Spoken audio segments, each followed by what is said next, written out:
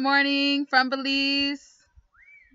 The post that I'm sharing today, the topic is time management during grief, sadness, or depression. Now, this post has been on my heart to write for a while, as this year has held some rough spots for me emotionally, as well as a lot of people in my circle. I'm no time management guru, but I do have enough accomplishments under my belt to say that I know how to get things done. I've even taught some group time management workshops, and I have all of those Excel templates that I could send you, but I'm not going to send them here today. The reason why is because this lesson is not about how to put stuff into boxes, write it down, and then do that thing at that specific time that you said that you were going to do it.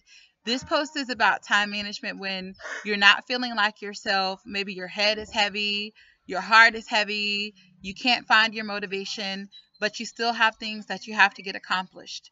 This is time management for when you look at your day planner and you just feel numb or you just feel anxiety. You know, looking at it, that you're not going to get it all done, not because you can't, but because you're just not feeling it.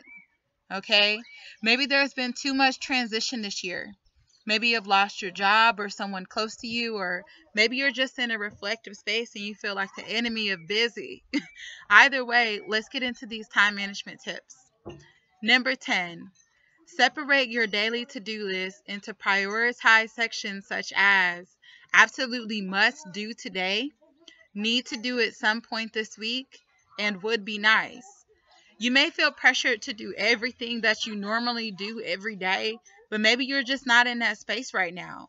Maybe you can just do the bare minimum today, put a few things off for later this week, and designate some non-essential activities to a space that has no deadline. Number 9, defer some tasks to others. As you're analyzing your to-do list, ask yourself, do I really need to do all of this, or does it just need to get done? Can someone else help wash the clothes today? Can someone else help cook dinner tonight? If you feel like you're dragging through everything right now, you're in a valid space that needs healing, and maybe you don't need to carry as much responsibility right now. Number 8, speak on where you are. As you occupy this space where you may need less responsibility, be sure to communicate with others how you're feeling. I was in a serious grieving state for a good bit after two of my loved ones died suddenly earlier this year. Now, although I kept it moving forward with my normal activities, I wasn't as effective, and sometimes my memory seemed to lapse. I let the people who were depending on me to be a teacher and to be a leader know that I was not in my normal space, so that they could be positioned to be supportive rather than feeling confused, like, oh, she's just not on it no more, she lost it. Instead, they were able to feel like, okay, she's going through something right now. Let's be supportive to her and let's help her. Find a way to maintain as much healthy distance as you can, however, from people that just keep putting more pressure on you instead of being supportive when you do express where you are. If you say, okay, I'm in a place right now where I'm grieving and I need support, and you have certain people that are like, okay, are you feeling better? Are you feeling better every 5 seconds? Then those are the people that you need to take a healthy distance from. Don't let them too close to you. Number 7, congratulate yourself on small victories. Sometimes it's a challenge just to get up in the morning. If this is where you are one day, but you still manage to get a couple of things done and you spend some time in the sunlight, it's time to celebrate. Show yourself some love for that. Number 6, reassess your life.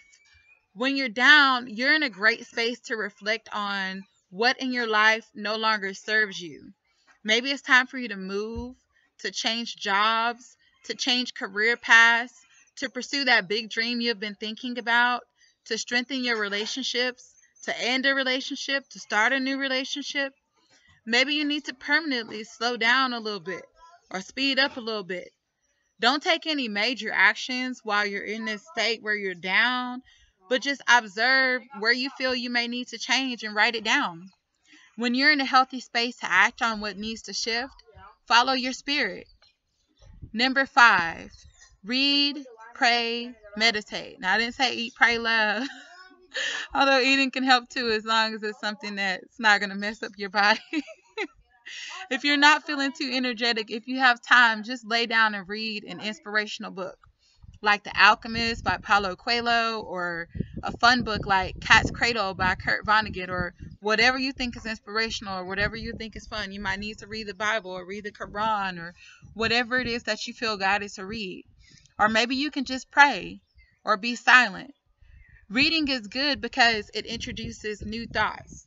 Prayer is good because it allows us to both express gratitude and to also express what we need. Meditation is good because we can just clear our minds and listen to what Spirit may have to share with us. Number 4, visualize. A good friend of mine recently shared a video about how he used visualization to start thinking of a different life while he was both depressed and in prison, like real physical prison. Now, he's a well-known fitness guru. He has a beautiful wife, a happy, stable life. If you could have any life right now, what would it look like? If you could live any kind of life that you want to live right now, what would that look like? Forget about money or degrees that you might need. Just for now, just think about how your life would be if you were really able to have the life that you wanted. What would that feel like? What would a typical day be like? Can you think about that and feel that right now? Hold on to that.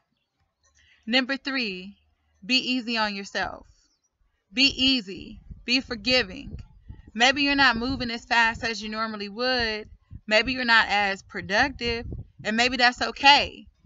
Life is short, but life is long too. Get this fly away from me. You will have time to do. Take as much time as you need to just be for now. Number 2, ask for extensions when you need it. Maybe you just can't get the energy up to finish that thing you need to finish for school, for work, or for home, and it needs to be done by Monday. Instead of letting that anxiety build up over the weekend, go ahead and let the person know on the other end right now that you might need until Wednesday or until Thursday because of some personal matters that you're resolving. Don't let the tension build up because of pride if you know it's something that you can get a little bit more time on. Number 1, ask for help when you need it. Not just help on the task that you might need to get done, but help emotionally. If you need to vent, if you need to get advice, if you just need to cry, reach out to someone you can trust and do it. If you need someone to watch your children while you take a whole day to just sleep, reach out to someone you can trust and do it. If you need somebody to get a fly away from you that keeps flying around, reach out to someone you can trust and do it. If you need a massage, ask for one. If you need someone to sit with you and drink tea, ask. Be in tune with your physical and emotional needs and ask for help when you need it. Thank you for allowing me to share what's been on my heart with you. I pray that you do have a great weekend. All is well with me and my son here in Belize. We're getting some good work done, but also we're just enjoying each other, enjoying friends, enjoying nature. If this did help you, write me back or leave a comment and let me know, okay? Love and light.